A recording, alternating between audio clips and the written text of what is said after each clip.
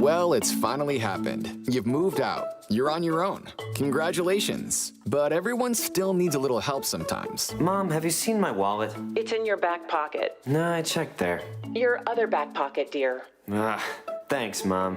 Introducing the Mom Personal Assistant, the only smart speaker device with all the wisdom, caring, and sage advice of a mother. Mom, please call Brad. Honey, I'm just not sure he's right for you. Just call him. Okay, calling Ryan. No, Mom, I said call Brad. Trust me. The Mom PA always has your best interests in mind. Wish me luck, Mom. Big interview today. Did you eat breakfast? Is that what you're wearing? Wait, what? Did you even shower? She's there to provide a helping hand whenever you need it. Mom, set a timer for 40 minutes. Mom? The Mom Personal Assistant won't function until you say the magic word. Oh, right. Mom, please set a timer for 40 minutes. Sure thing, hon, but it's only 30 minutes for that dish. The Mom PA is always correct and basically knows everything. Mom, what setting should I use for this laundry? Mom, do you think I should color my hair? Hey, Mom, can you please order mac and cheese? You still have 2 boxes. What? No, we're out. Did you look? Yeah, I just looked. It's gone. Do you want me to look? No, it's okay. I'll go look again. Try looking with your eyes this time. Based on God's perfect design, the Mom Personal Assistant is thoughtful, kind, encouraging, and supportive. You are beautiful. It's okay. You're gonna get through this. I am so proud of you. You can change the world. But right now, hon, you really need to change your socks because they smell like a dumpster. Mom. The Mom Personal Assistant. Always helpful, always reliable, and always there for you.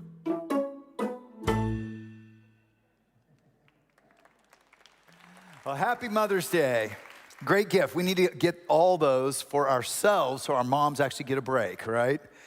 Well, you know, I realize that many times on Mother's Day, I have a mom speak or a panel of moms, but as your pastor, I actually wanted to speak today because I've been thinking a lot about motherhood and just the role of a mother and how important it is. I mean, after all, God included mothers in one of the 10 commandments. If you didn't know that, in Exodus 20, honor your father and mother. Honor your mother. And I wanted to speak to moms today about how honorable that role of motherhood is. And I know right now, you know, we've had a women's recession. 2 million women have had to leave the workforce to take care of their kids. And maybe that's caused struggles of feeling worth less to you. But I just want to encourage you today that, you know, of all the roles, all the jobs you might do, many of them incredibly important, you know, someone can and will eventually replace those roles. Maybe even an Alexa mom, who knows, you know, an Alexa.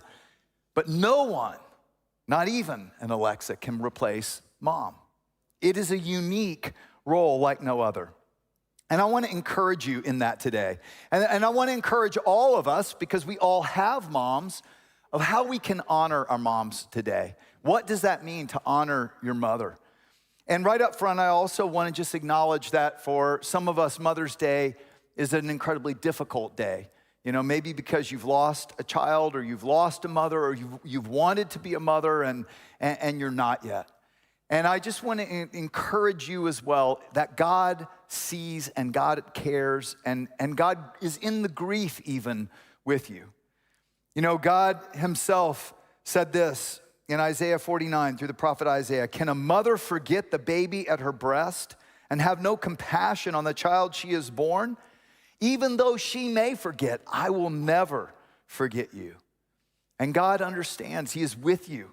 He has compassion for you.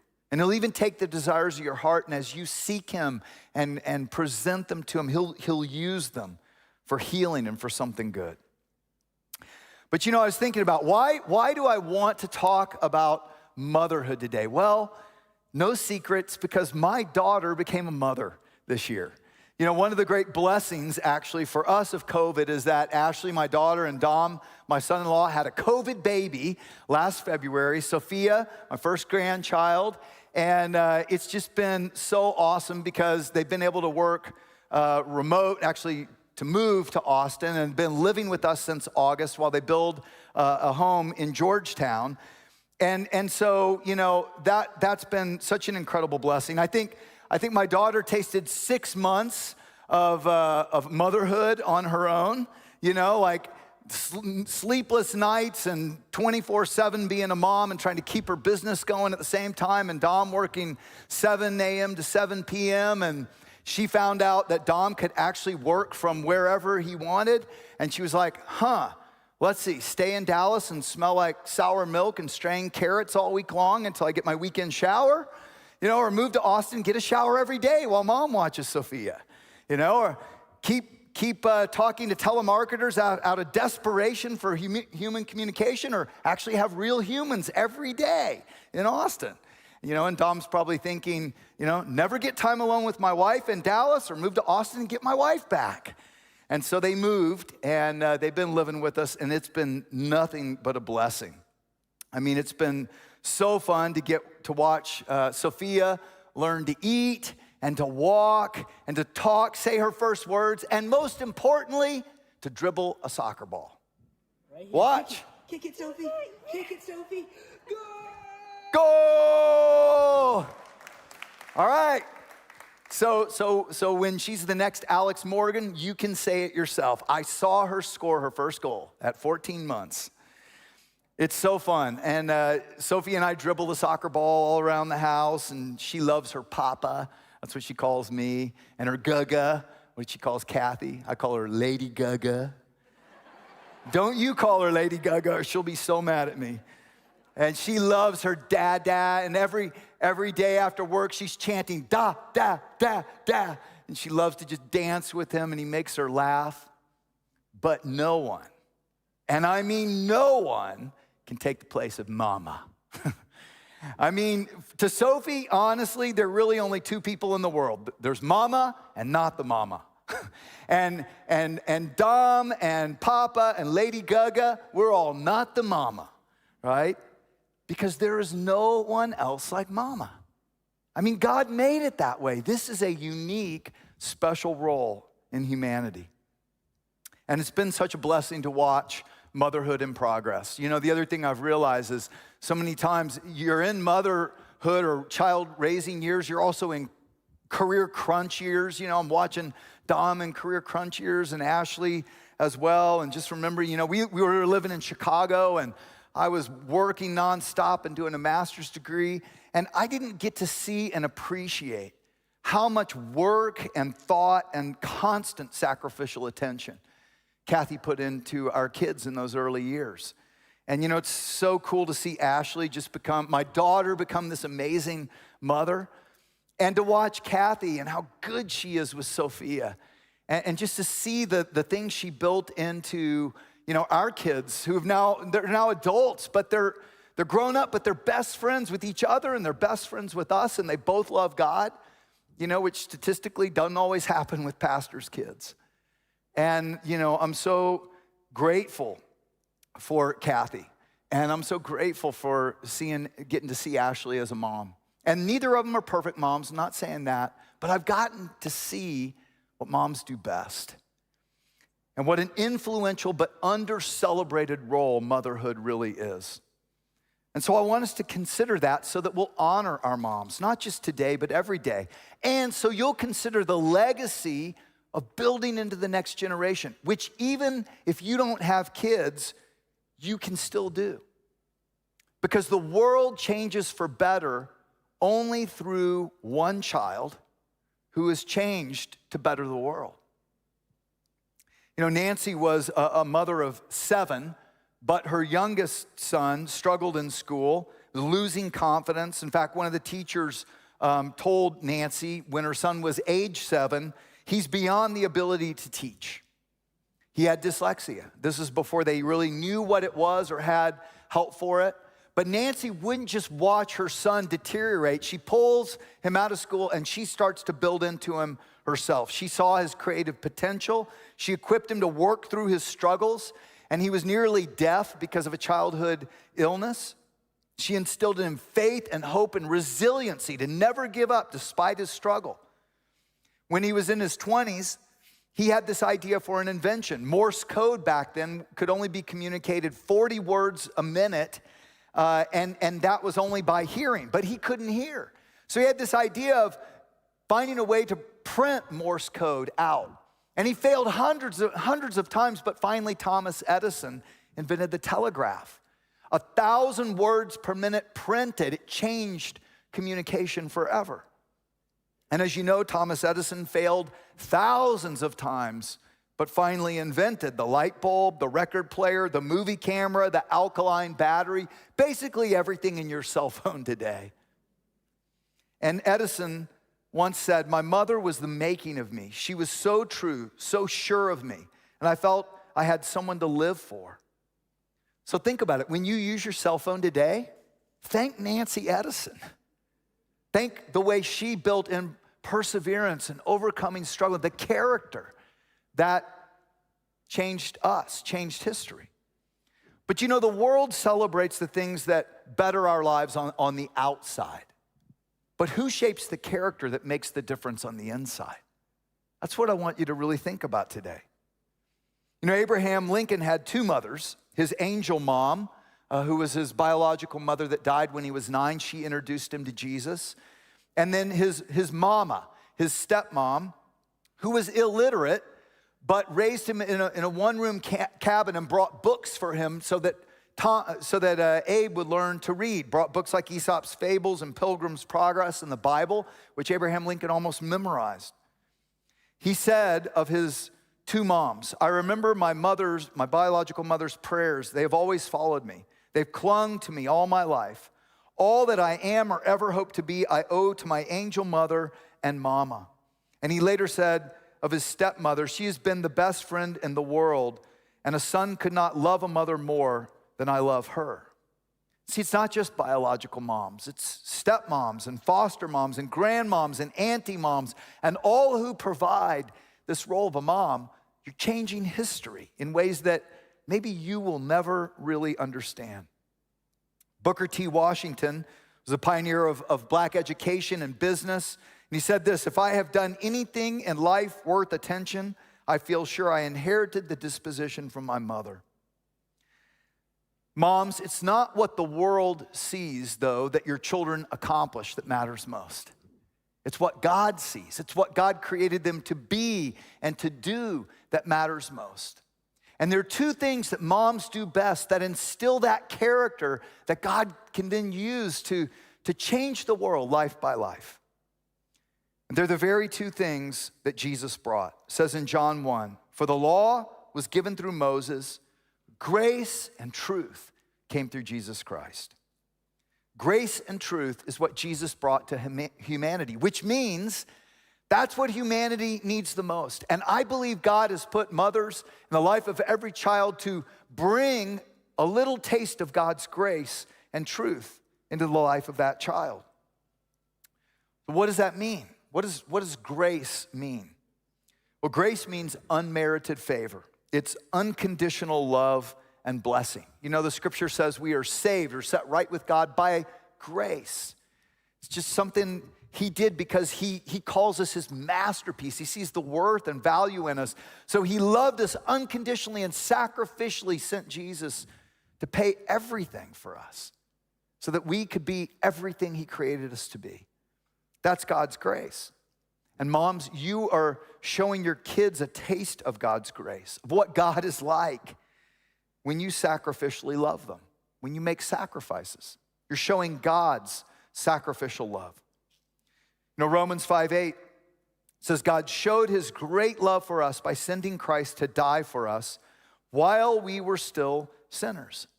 He sacrificed for us when we did nothing for him, right? And moms, you sacrifice for your little sinlings, don't you? Yeah, you sacrifice a ton. I mean, moms are up pulling all-nighters and changing endless diapers and enduring the terrible twos and the terrible teens, sometimes the terrible 20s, right? You know, you're going through it with them. But when you sacrifice, you're helping them see God's sacrificial love. And here's what I want you to hear. The world may never value that, but God sees and God honors you for it. And it will not be forgotten. Grace is not only showing his sacrificial love, it's showing God's comforting love. You know, Isaiah 66, God says, this is what the Lord says, as a mother comforts her child, so will I comfort you. And think about that. When our mothers comforted us growing up, God was channeling a taste of his comforting love through them so that we could see what God is like. God is showing, grace is showing God's comforting love, and then also God's protecting love. You know, Jesus, before he sacrificed himself, the week before, he looks out over Jerusalem and he likens himself to a mother hen who wants to protect and her people. Matthew 23, how often I've longed to gather your children together as a mother hen gathers her chicks under her wings to protect them, but you were not willing. Now, you know, God is not a mother or a father. God is not male nor female. We're created in God's image, male and female, mothers and fathers. But moms, when you show this love unconditionally and sacrificially and comforting and protecting, you're showing them what God is like. And God sees and he honors you and he won't forget. You're instilling God's very character in the next generation. You know, Kathy used to always talk about how she saw our kids' hearts like a spiritual bank account. And that when you love them and bless them and encourage them, when you build into them with this kind of unconditional love of God, it's like you're making deposits in their spiritual bank account that's gonna build up over the years that they're gonna have to make withdrawals on. The deeper that reservoir is. When, you know, life tells them the opposite of what's true and they have to draw on that. Or when life withdraws from them because of just chaos of life and they can draw from that. Or when people are mean and they can draw on that. Moms, you're building up that spiritual bank account. You're taking God's deep reservoir of love and filling up their hearts so that they'll have something to draw on. It's what Paul prayed for the church in Ephesus. This is what you're doing. I pray that from God's glorious, unlimited resources, he will empower you with inner strength through his Spirit. Then Christ will make his home in your hearts as you trust in him. And your roots will grow down deep into God's love and keep you strong. And may you have the power to understand, as all good God's people should, just how wide and how long and how high and how deep his love is. Think about it, moms. You're just like bank managers. God has the unlimited resources that you're then taking to deposit in them. And here's an important thing to realize, moms. This is what God wants for you first, right? That you would daily draw from his unlimited resources, unlimited love for you, that your bank account would be filled up so that you can deposit more into your children as well. So grace means loving our kids all the time, no matter what. But sometimes we struggle. We all do. And that's where we also need to remember to let God continue to parent us with compassion and kindness and forgiveness and understanding. You know, even as you struggle to parent your kids. I mean, moms, grace is for you. God is for you. God is with you, moms. You're not alone. He has unconditional, sacrificial, comforting, protecting love for you, mom. So you don't have to be perfect, just willing to seek and follow the source of all grace and all truth.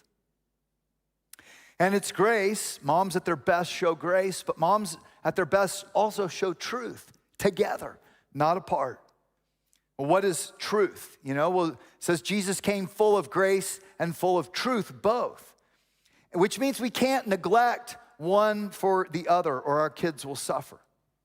But truth is just morality, standards, expectations, discipline, limits, honesty. You know, a kid who gets all grace but no truth will probably grow up and struggle to be, you know, have self-control, or maybe struggle to keep down a job or hold a relationship together. So both grace and truth together are critical. And moms at their best bring both together. They bring truth by establishing age-appropriate rules and boundaries. And by the way, the fewer, the better, but hold to the ones you establish. And age-appropriate, you know, teaching age-appropriate consequences is key. Like A 14-month-old like my granddaughter doesn't need like a timeout chair. They're not gonna understand it, right? They need redirecting, just like I watched, my daughter Ashley do the other day. Sophie, let's chew on this, teething toy instead of the dog's tail. It's less dangerous. So you redirect. That's a consequence. Ages maybe 2 or 3 to 7, they break the rules. Maybe you put them in a timeout. We used to have a high chair designated in a place, never moved, always for that. It was a time of thinking. We called it the thinking chair. They hated the thinking chair. But consequences change with age, right? Then maybe it's the TV or the cell phone. And by the way, if you're a mom who's great at grace, it's gonna kill you to watch them cry as they have to suffer the consequences that you have to give them, right? But it's actually loving because they're suffering very less severe consequences than could happen later in life if they don't realize that their choices do have consequences in life. And so that's why moms at their best bring both together. And moms, let me just say this too. You can do everything right, and each little human has their own will, don't they? Sometimes a very strong one. And so that's the reality as well. But consequences, by the way, aren't just negative, they're positive too. You bring truth when you catch them doing right. One of the things Kathy used to do when correcting bad behavior is not only have a consequence for choosing the wrong thing, she had a star chart on our refrigerator, and she would try to catch them making the right choice when they would have made the wrong choice, and she'd give them a star. And they get enough stars and they get a special treat, like an ice cream or something like that. And so you can do positive reinforcement, not just negative. And by the way, this is how God treats all of us. God disciplines us because he loves us, it says. And by the way, discipline isn't punishment. It may involve some painful consequences at times, but the word in Scripture, discipline, is paideia. In Greek, it means child training. It's literally what it is. It's training. Just like athlete training, it's positive and negative reinforcement. It says this in Hebrews 12. While we were children, our parents did what seemed best to them. But God is doing what is best for us, training us to live God's holy best. At the time, discipline, paideia, isn't much fun. It always feels like it's going against the grain. Later, of course, it pays off big time, for it's the well-trained who find themselves mature in their relationship with God. So you're loving your kids as you bring together grace and truth. But that's the challenge, to keep grace and truth together. In other words, never punishing by pulling away your love, or never punishing by shaming their character, but instead reinforcing that they are loved and valued, and that's why you're bringing limits and structure. Henry Cloud wrote what was our favorite book called Raising Great Kids, favorite parenting book. And in it he says this: grace establishes and maintains the quality of the relationship. Truth adds direction for growth of the child's behavior. Grace lets a child know she's loved. Truth guides her on what to do to become a healthy, responsible, loving human. I remember when Kathy was doing a talk like this, she asked Ashley, to just give feedback about what was it like when we had to discipline her growing up. She's now 28. And she said this. She said, you and Dad gave us respect even when we didn't deserve it, and taught us through validating us in our opinions, not just saying, because I said so, or no, and that's final. She said, you logically explain your reasoning for your parenting decisions. We respected y'all since you gave us so much respect, forgiveness, and the ability to start over and reset when we did something wrong. Instead of making me feel bad about the bad decisions I made, you focused on the future and how I could reset and move forward positively and make progress and grow from it.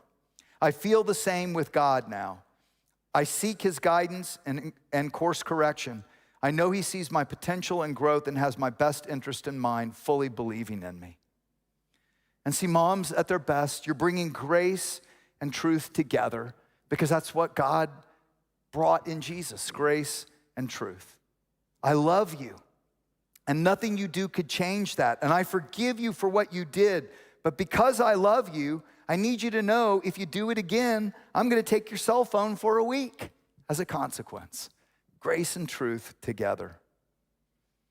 And moms, it is really tough to do. The best of moms, the best of dads will tell you, really tough to do. And in the heat of the moment, when they've got you on the edge, right? When you're wound tighter than Tigger's tail, it's tough. It's incredibly tough, and you'll make mistakes. And again, that's where you go to God, the perfect parent, the only perfect parent, who also forgives you and patiently guides you and trains and grows you as an imperfect mom as you imperfectly train your child. And let me just encourage you there. If maybe you're feeling like, well, it's too late, I've messed up too much, or my kids are already grown and it's too late. That's not true. That's never true. I've watched so many, parents with their grown children repair, and no matter what happened in the past. And this verse is a great one to hold on to. Above all, have fervent, unfailing love for one another, because love covers a multitude of sins. And one more thing, especially for single moms, you're not in it alone. God gives this new family called the church so that we all help bring grace and truth to the next generation together. And I gotta tell you, and Kathy would too, we could not have done it without so many of you guys. Seriously. I mean, it does take a community. And so many of you built grace and truth into our kids, like Amon and Trent and John and Logan and Erica and Pat and Cassie and RC, many of who were singles or marrieds without kids, and yet they built into our kids. They brought grace and truth and had more influence on our kids some years than we did. It happens, right? And I just have to say thank you to all of you, for all of us who have served in our kids ministry, who have built into students through our teen ministries, because we're doing it together. Thank you for serving our kids. Thank you for serving the next generation. And I want to encourage you too. If you don't have kids, find some around here. Get involved building in to the next generation, because it takes all of us. Serve in our kids ministry. Get involved in our student ministry. Because you are changing history when you change the character and the heart of one kid. Well, finally, honor your father, honor your mother, as the Lord your God has commanded you, so that you may live long and it may go well for you. This is one of the 10 commandments. Our moms loved us and sacrificed, protected, built into us very imperfectly. But if it weren't for her, you wouldn't be here. And for that alone, she deserves your honor. How do we honor our moms? God taught me a lot about that as my mom went through 8 slow years of decline with Alzheimer's. And it's a brutal disease. It's slow grief. I only realize now what a gift God gave, wrapped in the package of that grief. Because in it, he really taught me things about how we honor our mother. You honor her by loving her unconditionally. As mom gets older, we get to love mom the way she loved us. You ever thought about that? We get to love her even when she doesn't act right. And we get to love her without conditions, even when she causes us pain or inconvenience or consequence. And that is the circle of life where God teaches his unconditional love. My mom was a widow and a single mom for many years. She prayed every night for me. She prayed, God, take John through the perils of childhood safely. Because she knew I was a perilous child. She needed to pray that. And moms, when you pray for your kids, by the way, we have so many pastors here on staff who they were so wayward. I mean, like, we're talking meth addicts wayward. But what we all had in common that turned us back to God, we had praying moms. God listens to the prayers of a mother and a father. But my mom, after my dad died, she tried to work, never really could make enough to survive. So for 30 years, she lived mostly on what I invested for her. It was very tough because there were many years where I didn't know if we were gonna make it. And what made it really tough is there always seemed to be mounting credit card debt. And I would try to budget her, and we'd get out of debt, and then there would be debt that would mount again. And after a few years of thinking we were completely out of debt, one night I found a credit card that had $2,500 of debt on it I didn't even know was there, and I called her, and I blew up. And I'm ashamed of how I treated her, but I blew up, and I hung up. And I sat there in silence, and this thought powerfully hit my mind: you'll be sorry. I was shocked because I wasn't sorry, I was angry. But you'll be sorry. And the thought was, you'll be sorry if this is how your relationship goes. You'll be sorry if this is how your relationship ends. And I knew it was the voice of God speaking to my mind, because I wouldn't have thought it in that moment. And I sat there thinking about how, I let the worry and anxiety over finances take over my trust in God. And I wasn't loving her unconditionally as he loved me. And so I repented. I broke, and I said, God, forgive me, and I forgive her. I let it go. And I'm gonna trust you to somehow provide through me for her, but show me just how to love her unconditionally like you love her.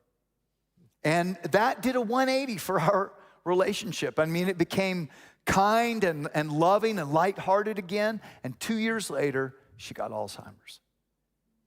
God had warned me. Don't wait until it's too late to unconditionally love your mother, even if she wasn't always able to unconditionally love you. And that's where we honor our moms by forgiving our moms. Moms are not perfect people, neither are you. That's why Jesus died on the cross, to forgive you and your mom. And so we've got to forgive our moms just like Jesus forgave us, whatever they've done. And finally, we got to honor her by caring for her and blessing her. The older we get, the more the roles reverse, don't they? The way she once cared for you, you get to care for her. Allison, my sister, and I, and with Kathy's help, a ton.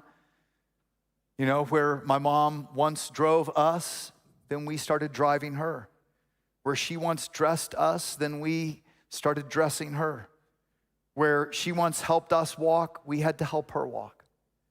Where she once changed our diapers, we changed her diapers. Where she once fed us, we fed her. And in the slow grief of that, like I said, there was also a gift wrapped in that. And here was the gift. So much of what we put value and worth in this world, it counts for nothing in eternity. God doesn't care about it at all. But these little acts, a mom's sacrificial love and, unconditional, protecting, guiding love, and your sacrificial, unconditional, forgiving, caring, blessing love to your mother, that matters for eternity. That counts. So don't wait until life is fading away to thank her and bless her and honor your mother today. And I want to end the message. I ask the campus pastors' wives to just send a message of encouragement to other moms, as they are moms of all ages. So watch this.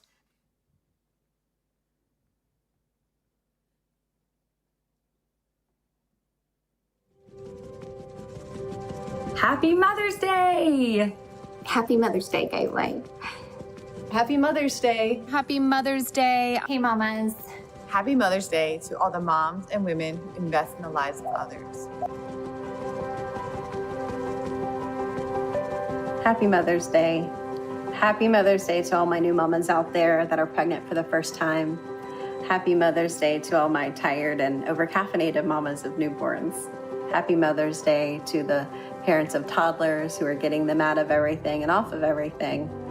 Happy Mother's Day to the littles with all the questions about bugs and boogers and boo-boos.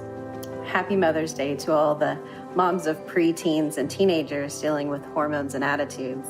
Happy Mother's Day to all the grandmas and great-grandmas who have passed down their love and wisdom for the generations to come.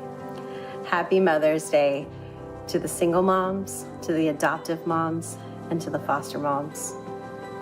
Happy Mother's Day to all the women out there who have lost a child. Happy Mother's Day. And happy Mother's Day to all the women out there who yearn to have a child and have not yet had one. Happy Mother's Day. We love you. Hey mamas, welcome to the one day that we tend to not be hard on ourselves.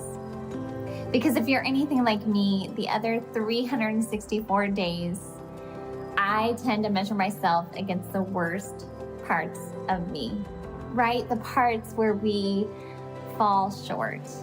But I want to remind you, as I am reminding myself, as a mom of college kids, teenagers, and littles, that God has equipped you and God has equipped me, not for our worst, but for our best that we bring to our families.